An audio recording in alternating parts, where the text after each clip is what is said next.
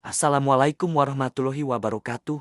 Halo sahabat hidrotani, pernahkah kamu menikmati tumis kol, lalapan kol segar, atau sup sayur dengan kol yang renyah? Ya, kol atau kubis adalah salah satu sayuran paling populer di Indonesia.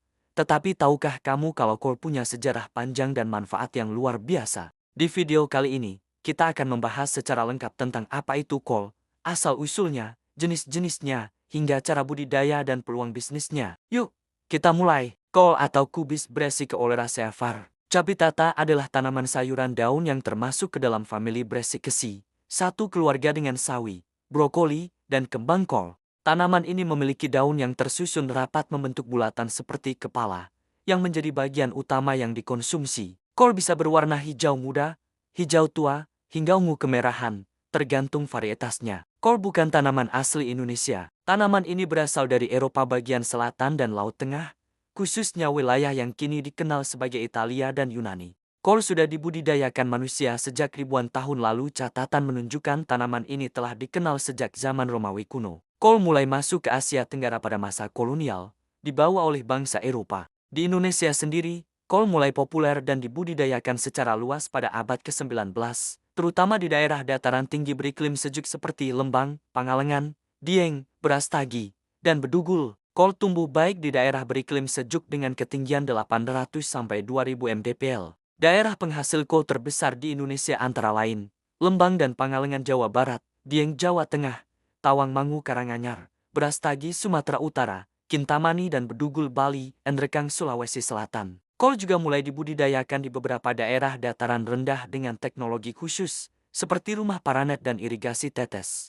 Secara umum, kol dibagi menjadi dua kelompok besar. Kol kepala head cabbage jenis paling umum, seperti kol bulat hijau dan ungu. Kol keriting Savoy cabbage daunnya lebih berkerut dan lembut, sering digunakan untuk salad atau sup khas Eropa. Jenis kol populer di Indonesia meliputi kol hijau green cabbage, kol ungu red cabbage, kol dataran rendah varietas hibrida tahan panas. Kol liar umumnya ditemukan di wilayah pesisir Eropa Barat, seperti Inggris dan Prancis, bukan di Indonesia. Namun, di alam liar Indonesia terdapat beberapa tanaman sejenis dari famili Brassicaceae yang mirip, tapi bukan kol sejati. Kol yang tumbuh di Indonesia semuanya merupakan hasil introduksi dan pemulihan varietas pertanian.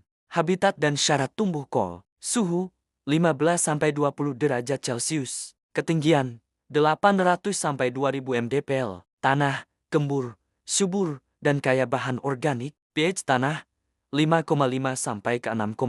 Kelembapan sedang hingga tinggi. Tanaman kol sangat sensitif terhadap kekeringan dan suhu tinggi. Karena itu, kol lebih cocok ditanam di daerah dataran tinggi dengan curah hujan cukup. Langkah-langkah budidaya dan perawatan kol. Persiapan lahan, tanah diolah sedalam 30 cm, diberi pupuk kandang 20 ton per hektar. Penyemaian benih, benih disemai di tray atau bedengan selama 3-4 minggu. Penanaman, bibit dipindahkan ke lahan dengan jarak 50-50 cm. Pemupukan, gunakan pupuk NPK dan pupuk kandang secara berkala. Penyiraman, rutin setiap pagi dan sore. Pengendalian hama, hama utama adalah ulat daun dan kutu daun, bisa dikendalikan dengan pestisida nabati. Pemangkasan, buang daun tua agar tanaman tumbuh optimal. Kol bisa dipanen dalam waktu 90-120 hari setelah tanam, tergantung varietas. Tanda siap panen, kepala kol padat dan keras saat ditekan. Hasil panen bisa mencapai 40-60 ton per hektar jika dirawat dengan baik.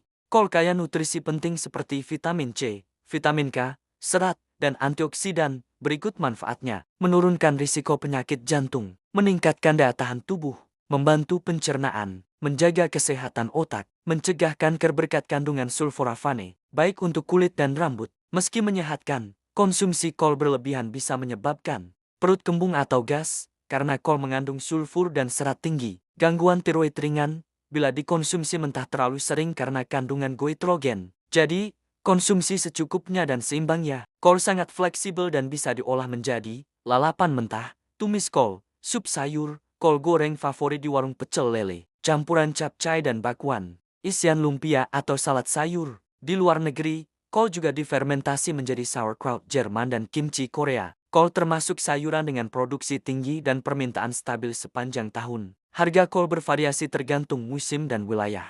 Di tingkat petani, sekitar Rp4.000 sampai Rp8.000 per kilogram. Di pasar tradisional, bisa mencapai Rp10.000 sampai Rp12.000 per kilogram. Kol ungu atau organik bisa lebih mahal hingga Rp20.000 sampai Rp25.000 per kilogram. Pasarnya sangat besar, baik untuk konsumsi rumah tangga, restoran, maupun industri makanan. Tips tambahan seputar kol: gunakan varietas unggul tahan penyakit. Hindari penanaman berulang di lahan yang sama, rotasi tanaman. Panen saat cuaca kering agar tidak cepat busuk. Simpan kol di tempat sejuk agar awet hingga 2 minggu. Pasarkan ke pasar modern atau hotel untuk harga lebih tinggi. Itulah pembahasan lengkap tentang sayuran kol siraja, sayur dataran tinggi yang tak hanya lezat, tapi juga bernilai ekonomi tinggi dan kaya manfaat. Kalau kamu suka video seperti ini, jangan lupa like, comment, share, dan subscribe ke Hidrotani, channel edukasi sayur, buah, dan tanaman hias paling lengkap di YouTube. Sampai jumpa di video berikutnya.